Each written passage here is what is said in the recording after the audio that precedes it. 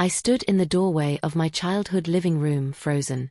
My mother's voice carried from the kitchen, loud and clear on speakerphone. "Honestly, Patricia, I don't know what to tell people anymore," she laughed, that forced social laugh she used with relatives. 32 years old and still living at home. Can you imagine? My hand gripped the doorframe. Patricia's sympathetic murmur came through the speaker. "It's so embarrassing," my mother continued. "I've basically given up on her ever amounting to anything. Some children just don't have what it takes, you know." The words hit like physical blows. I stepped into the kitchen, and the room went silent. My mother's eyes found mine, her phone still on speaker between us on the counter. Patricia's voice broke the quiet. "Helen? You still there?" My mother reached for the phone, but something in my expression stopped her. The line went dead quiet, and I realized Patricia had heard my footsteps, knew I'd been listening to every word. I waited for the apology. For embarrassment, for anything resembling remorse. Instead, my mother straightened her shoulders and ended the call. "Well," she said, setting her phone down carefully. "You heard all that, I suppose." Her tone wasn't apologetic. It was defensive. "I was just being honest, Kayla. You have to understand how this looks from my perspective." She began ticking off points on her fingers like she was presenting evidence. "No steady job. Living in your childhood bedroom at 32.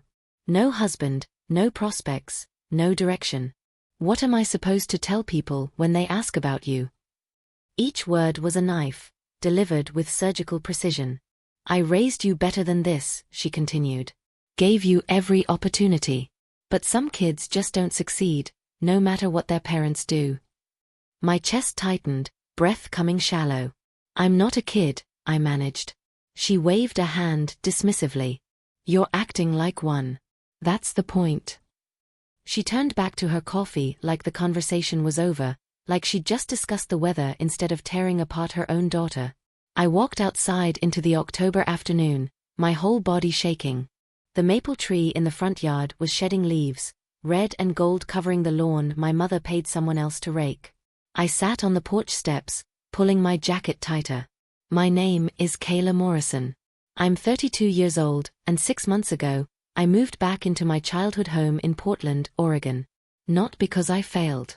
Not because I had nowhere else to go. But because I was rebuilding something my mother never cared enough to understand. For 3 years, I'd been developing an educational app for students with learning disabilities. I'd worked in coffee shops and libraries, lived in a studio apartment, survived on savings and part-time freelance work. When my funding dried up and my apartment lease ended, I made a choice: move home temporarily and finish the project, or give up entirely. I chose to stay. But listening to my mother on that phone, I realized something that made my stomach drop. She'd been telling this story about me for months. Maybe years. To everyone.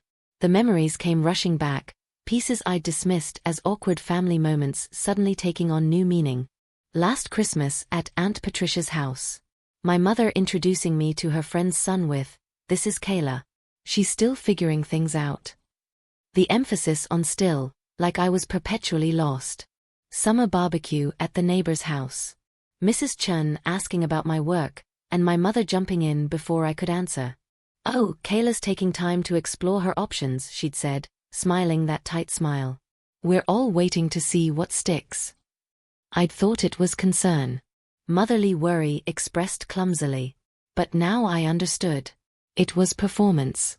She was narrating my life to others, writing a story where I was the disappointing protagonist and she was the patient, long-suffering mother. Thanksgiving dinner 2 years ago. My cousin asking about my app project, genuinely interested. My mother had laughed, actually laughed, and said, "Oh, she has a lot of ideas. We'll see if anything comes of them." I'd felt small then. Now I felt something else entirely. Now I realized she enjoyed it. I stopped defending myself after that phone call. When relatives asked about my life at dinner that weekend, I gave short, non-committal answers. When my mother's friend stopped by and made a comment about me, still looking for my path, I just nodded and smiled. I stopped trying to explain the app, the purpose behind it, the children it would help. I stopped sharing small victories, the beta testing feedback, the interest from potential investors. Let her think what she wanted. Let her tell whatever story made her feel better. My mother noticed the change. "You've been quiet lately," she observed one morning over breakfast. "Everything okay?" "Fine," I said, pouring coffee. "Just busy with work." "Work," she repeated, that familiar skepticism in her voice. "Right." I didn't correct her. Didn't explain that I was in the final stages of development, that everything was coming together. I let her believe she'd won, that her words had finally broken through my stubborn optimism. She mistook my silence for defeat, for acceptance of her narrative. That was exactly what I needed her to think. Behind the scenes, my life looked nothing like her story. I worked from my childhood bedroom, laptop on the desk where I'd once done homework, headphones blocking out the world. Late nights coding, testing, refining.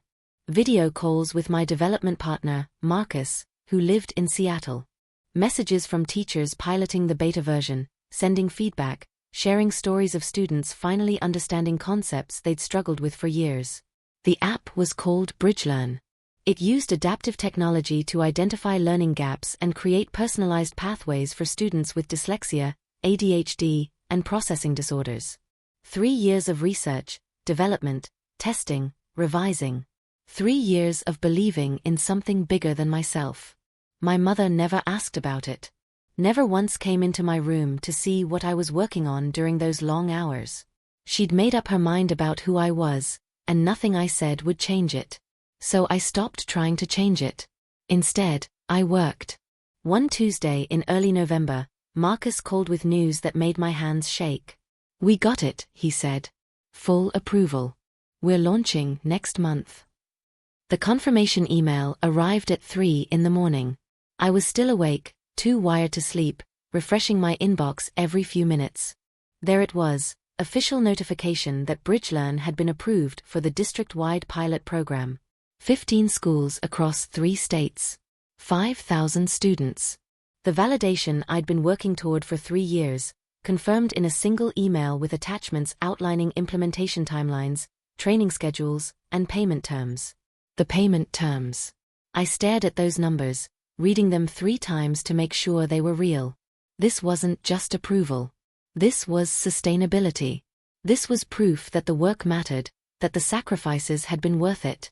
I wanted to run downstairs, wake my mother, show her the email, make her understand. But something stopped me. Maybe it was pride. Maybe it was self-preservation.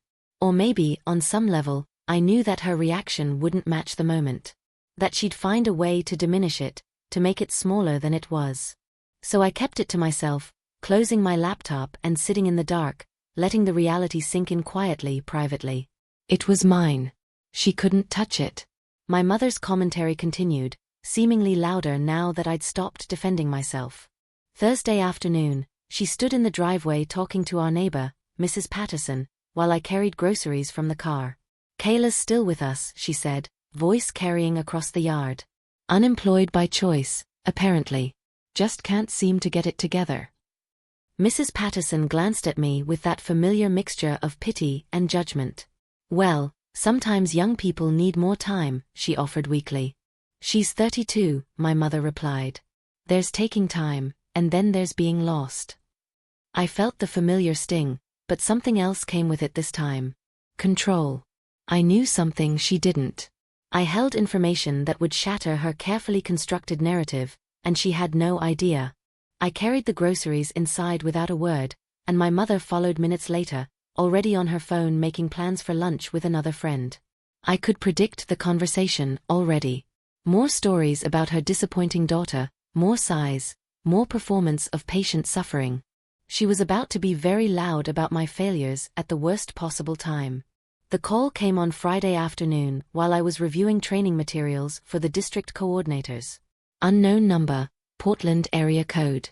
I almost didn't answer. "Hello, is this Kayla Morrison?"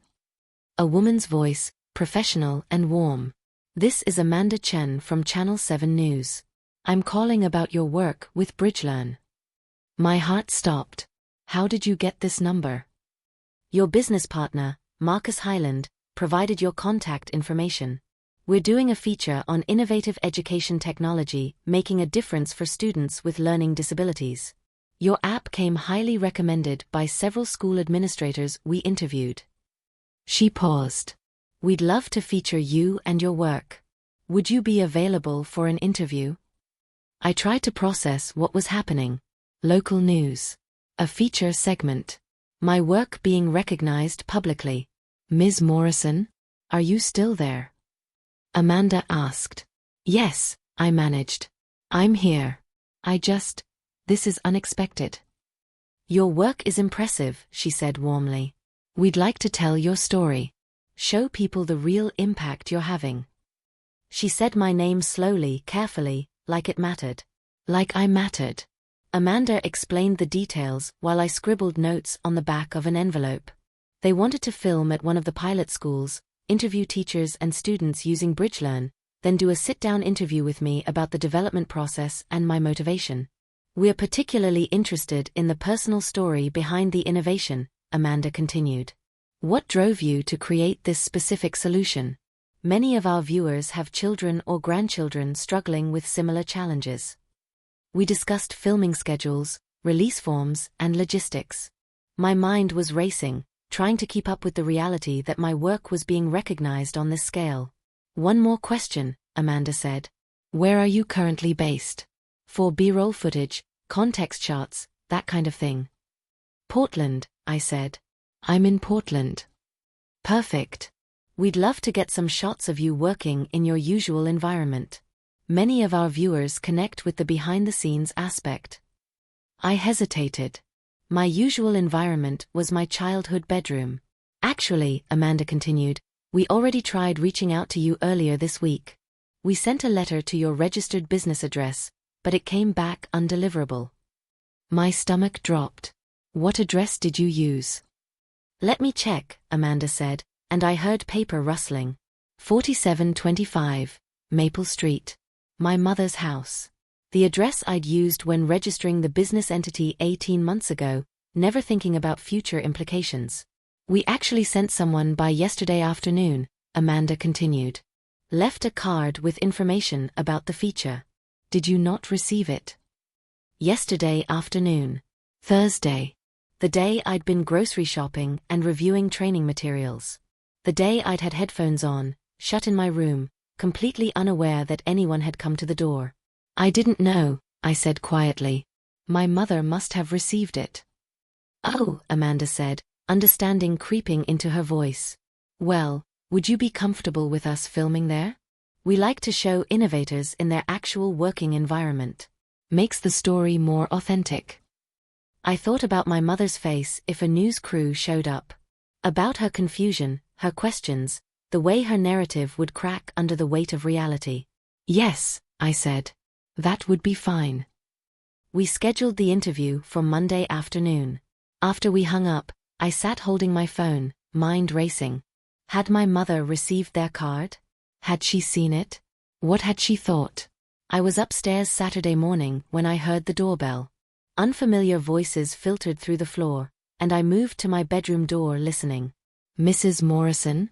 I'm Amanda Chun from Channel 7 News. My mother's voice, confused. News? Is something wrong? Not at all. We're here to speak with Kayla Morrison about her educational technology work. Is she available? Silence. Long, heavy silence. I could imagine my mother's face, the confusion hardening into something else as she processed Amanda's words. Educational technology. Her work. My name spoken with professional respect by a reporter standing on her doorstep. I'm sorry, my mother said slowly. There must be some mistake. My daughter is. She's not. She's the creator of BridgeLearn, Amanda said, and I heard papers rustling. We have her listed at this address. The app is being implemented in 15 schools as part of a major district pilot program. We're doing a feature story. Another silence. I imagined my mother's hand gripping the doorframe, her carefully constructed narrative crumbling. I'll go get her, she said finally, her voice strange and tight. I heard her footsteps on the stairs, quick and urgent, and stepped back into my room. My mother appeared in my doorway, face pale. There are reporters downstairs, she said, voice shaking slightly. News reporters. They're asking for you. I closed my laptop calmly. I know. We have an interview scheduled. An interview about what? The question came out sharp, almost panicked. About BridgeLearn. The app I've been developing. But you said. I thought. She trailed off, confusion and something like fear crossing her features. You never said it was this serious. That it was being used in schools. That the news would. You never asked, I said quietly. I stood up, smoothing my shirt. They're here to interview me about my work. The work I've been doing from this room for the past 6 months. The work you called a hobby. Her mouth opened and closed. Why didn't you tell me? I tried, I said, moving past her toward the door. Multiple times. You weren't interested in hearing about my failures. She grabbed my arm. Kayla, wait. I didn't know. If I'd known this was real, that you were actually accomplishing something. I looked at her hand on my arm, then at her face. It was always real, Mom. She released me, backing up slightly, and I could see her mind working, trying to rewrite the past 6 months into something that made her look better. My mother followed me halfway down the stairs, then stopped, watching as I greeted Amanda and the camera crew. Thank you for making time on short notice, Amanda said, shaking my hand. We wanted to get some footage of you in your working environment before Monday's main interview. My mother descended the rest of the stairs slowly. I'm Helen, Kayla's mother, she said, her voice taking on that social polish she used with guests. I had no idea you were coming today, or I would have prepared better. Amanda smiled politely. This is actually perfect. We prefer authentic settings. My mother hovered as the crew discussed lighting and angles. So this is for a news segment? She asked, directing the question at Amanda but watching me. About Kayla's app? That's right. We're highlighting local innovators making a difference in education. My mother's expression shifted, cycling through emotions I couldn't quite name. Then she turned to me, voice suddenly warm. Honey, why didn't you tell me all the details? About the schools, the news coverage. Before I could answer, she looked at Amanda. She's always been so modest. Never wants to brag about her accomplishments. The rewriting was happening in real time. I watched my mother transform the past 6 months, editing scenes, changing dialogue, making herself supportive instead of cruel. Would it be all right if I sat in on the interview? She asked. Just to support Kayla? Amanda looked at me, reading the situation with more clarity than my mother realized. Actually, we prefer to conduct interviews one-on-one, she said diplomatically. It helps create a more focused conversation. My mother's smile tightened. Of course. I understand. But she didn't move, standing in the living room like she had a right to be part of this moment. I turned to her, keeping my voice quiet but firm. Mom, this is my interview. About my work. I need you to let me do this alone. Something flickered across her face. Hurt, maybe. Or anger. I was just trying to be supportive. Now. The word came out sharper than I intended. After everything you've said? She glanced at Amanda and the crew, suddenly aware that we had an audience. We can talk about this later, she said tightly. Fine, I agreed. But right now, I need you to go upstairs or go out. This is mine. Not yours. For a moment, I thought she'd argue. I could see her wanting to, the impulse to maintain control, to insert herself into this narrative she'd excluded herself from. But Amanda was watching, the crew was setting up, and my mother's social awareness won out. Of course, she said, that forced pleasant tone back in place. I'll just be upstairs if you need anything. Her smile cracked at the edges as she turned away, climbing the stairs with careful dignity. But I saw her pause at the top, standing just out of sight but still within earshot. The interview took an hour. Amanda asked about the inspiration for BridgeLearn, and I explained how my younger cousin had struggled with dyslexia, how I'd watched her fall behind despite being bright and capable. I talked about the research phase, learning about different learning disabilities, understanding the gaps in existing educational technology. You essentially gave up financial stability to pursue this full-time, Amanda noted. What kept you going during those difficult periods? I thought about my studio apartment, the freelance work, the slow drain of savings. About the choice to move home, to accept help while finishing something that mattered. Believing in the why, I said. Knowing that if I could get this right, it would help kids who felt invisible in traditional classrooms. The camera operator nodded, and I realized his daughter had processing challenges. We talked for another 20 minutes about the pilot program, the feedback from teachers, the students already showing improvement. Amanda asked smart questions, pushing deeper into the work itself rather than searching for dramatic angles. I never mentioned my mother. Never talked about living at home or being called a failure. This story wasn't about her. From the hallway, I knew she was listening, invisible and excluded from a moment that should have made her proud. The segment aired the following Thursday during the evening news. I'd told Marcus to watch, texted my cousin, mentioned it to Mrs. Patterson next door. My mother said nothing about it all week. Then my phone started buzzing. Messages from college friends I hadn't spoken to in years. Relatives I'd avoided at holidays. Former co-workers. Everyone who'd heard my mother's version of my life, who'd looked at me with pity or judgment, who'd written me off as lost. I had no idea you were doing this, one message read. This is incredible, said another. Why didn't you tell anyone? Aunt Patricia called crying. Kayla, honey, I'm so sorry. Your mother said you were struggling, that you couldn't find direction. I didn't know you were building something this important. The clip spread through our family's social network, passed from phone to phone, email to email. By evening, it had been shared 200 times from the news station's website. Someone forwarded the link to my mother. I knew because I heard her phone chime in the kitchen, heard her sudden silence, then the sound of the video playing. 2 minutes and 30 seconds of me discussing BridgeLearn, showing confidence and purpose, explaining technical details with clarity. 2 minutes and 30 seconds that contradicted every story she told about me. My mother found me in my room that evening. She knocked, waited for my response, then entered with carefully controlled movements. I watched the segment, she said. It was very professional. You spoke well. I saved my work and turned to face her. Thank you. She hovered near the door, arms crossed, then uncrossed them. I wanted to congratulate you.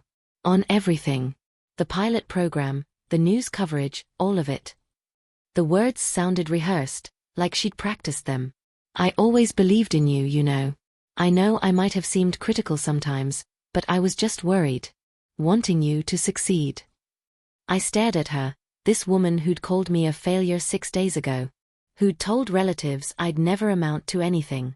Who'd laughed at my ideas, and treated my work like a hobby. Mom, I said quietly. She kept talking, building her new narrative. Being a parent means worrying, even when you know your child is capable. I just wanted to push you to be your best. Stop, I said. She finally paused, looking at me with false confusion. I know what you said, I continued. About me. To everyone.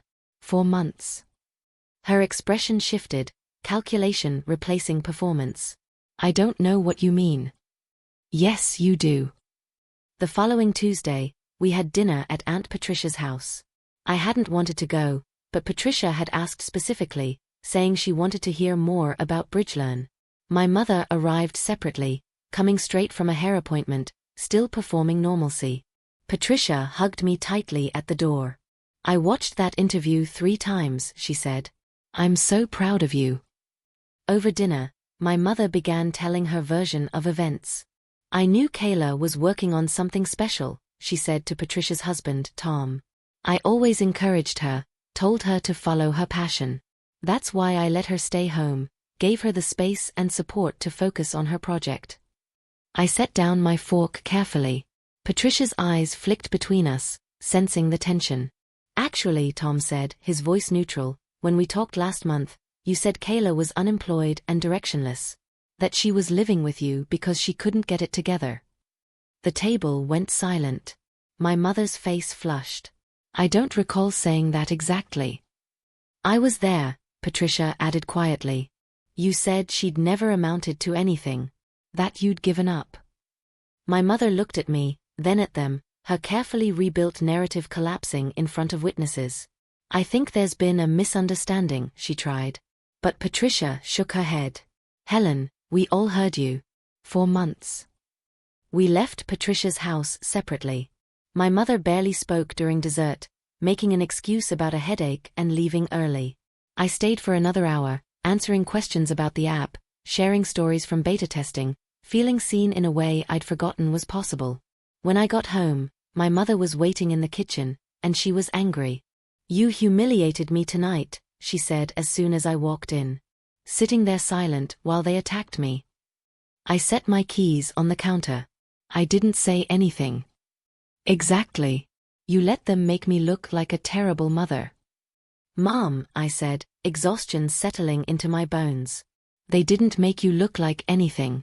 They repeated your own words back to you. She stood up, face flushed with anger and embarrassment. I was worried about you. That's what mothers do. I wasn't trying to hurt you. But you did, I said quietly. Over and over. To my face and behind my back. You're blowing this out of proportion, she snapped. Making me the villain because you want to feel like a victim. I looked at her, really looked at her, and realized something fundamental had shifted. I don't feel like a victim, Mom. Not anymore. But I'm done pretending your words didn't matter. She opened her mouth, closed it again. You did this to yourself, I said. Not me. The dynamic between us changed overnight. Suddenly, my mother needed my approval. She'd mention my work casually in conversations, trying to attach herself to my success. Kayla's app is doing amazing things, she'd tell neighbors, like she'd been supportive all along. She'd ask about my schedule, wanting to know when I had calls or meetings so she could show interest. Performance masquerading as support. Friends from church asked about me, and I watched her struggle to navigate the questions. She couldn't tell her old stories anymore, not with the news segment circulating. But she also couldn't admit she'd been wrong. So she rewrote history, slowly, carefully, hoping I wouldn't contradict her. One afternoon, she brought it up directly. People are asking about us, she said. About our relationship. After what happened at Patricia's. And what are you telling them? I asked. That we're fine. That we've always been close. She looked at me, and I saw something new there. Desperation. She needed me to confirm her version, to repair the image that had cracked in front of our family. I'm not going to lie for you, I said. Her face hardened. So you want everyone to think I'm a bad mother? I want you to be honest. With them and yourself. I made the decision the following week. I'd been staying because it was practical, because I needed to save money while launching the app. But the price had become too high. Sunday morning, I told her I was moving out. Moving out. She'd been watering plants on the kitchen windowsill and froze mid-pour. Why? You're finally getting somewhere with your work. This is a good base for you. I need my own space, Mom. She set down the watering can. This is about Patricia's dinner. About things people said. It's about me needing to live in a place where I'm not constantly being torn down, I said. Even if it's not out loud anymore. She flinched. I stopped saying those things. 3 weeks ago. After you had no choice. I pulled out my laptop, showing her the apartment listings I'd been reviewing. I appreciate you letting me stay here. I do. I needed the help, and you provided a roof. I'm grateful for that. But not for anything else, she said bitterly. I closed the laptop. I'm grateful you gave me a place to work. But I can't keep living somewhere I have to prove my worth. She stood there, looking smaller somehow, and I realized she was finally understanding. The control she'd had, the ability to narrate my life, to define my success or failure, was ending. When? She asked quietly. End of the month. The next few weeks, family gatherings shifted in subtle ways. People asked me questions directly instead of talking about me like I wasn't there. They wanted to know about expansion plans for BridgeLearn, about future features, about the students benefiting from the program. My mother sat in corners of rooms, quieter than I'd ever seen her. Careful. She'd watch these conversations, unable to insert herself because she didn't know the details. Couldn't, because she'd never bothered to learn them before they became impressive. Marcus came down from Seattle to help me move. My mother was polite but distant, offering coffee but not helping pack.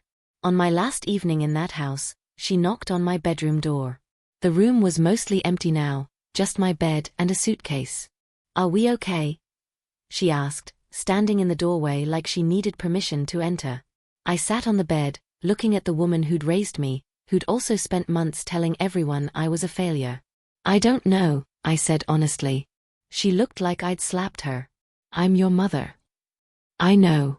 But you're also the person who told our entire family I'd never amount to anything. Who laughed at my work. Who enjoyed telling people I was lost." Her eyes filled with tears. "I didn't enjoy it." "Then why did you do it?" She sat down on the floor, back against the wall, looking more vulnerable than I'd ever seen her. "I was scared," she said finally. "Scared you'd fail and be hurt. Scared you'd succeed and not need me anymore." The honesty caught me off guard.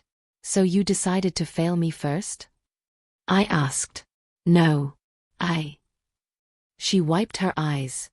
"I thought if I kept expectations low, it would hurt less if things didn't work out. For both of us." "But it did hurt," I said quietly. "Being torn down by someone who should have protected me. Someone who should have believed in me even when it was hard." She nodded, tears falling openly now. I know that now." I thought about the past 6 months. The phone call I'd overheard, the casual cruelty, the public humiliation. But I also thought about the strength it had built in me. The determination to prove her wrong, not to her, but to myself. "You left scars, Mom. Real ones. And those don't disappear just because you're sorry now." She looked up at me, and I saw genuine remorse there. "Maybe for the first time. What you did to me, it was wrong. But it also taught me something important, that my worth isn't determined by what you or anyone else says about me." She had no response.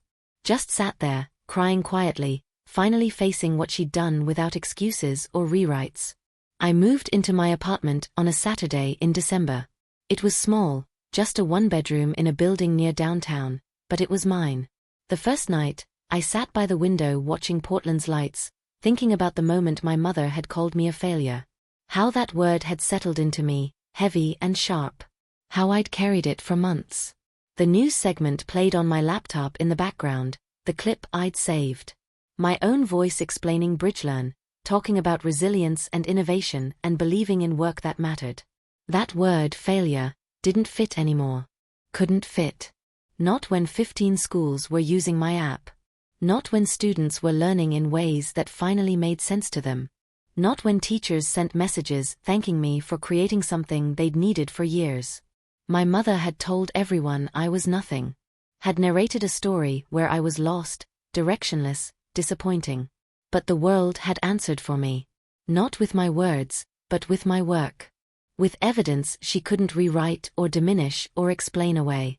I never let someone else narrate my worth again. Especially not someone who benefited from my silence. Because the truth was always there, waiting. I just had to be strong enough to let it speak for itself.